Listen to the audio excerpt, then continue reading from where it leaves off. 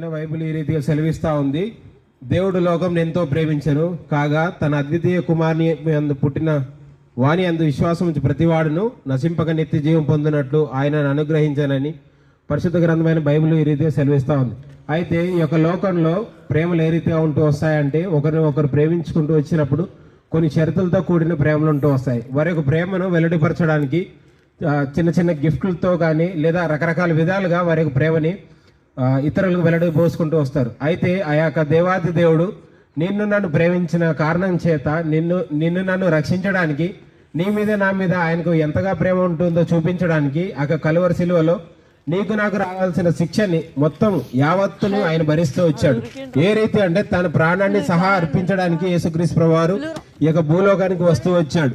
రావడం మాత్రమే కాదు, కాళ్ళల్లో చేతుల్లో చీలలు కొట్టించుకుంటూ వచ్చాడు, తలకు ముళ్ళ కిరీటాన్ని ధరిస్తూ వచ్చాడు, పక్కలో బల్లెపోటును భరిస్తూ వచ్చాడు.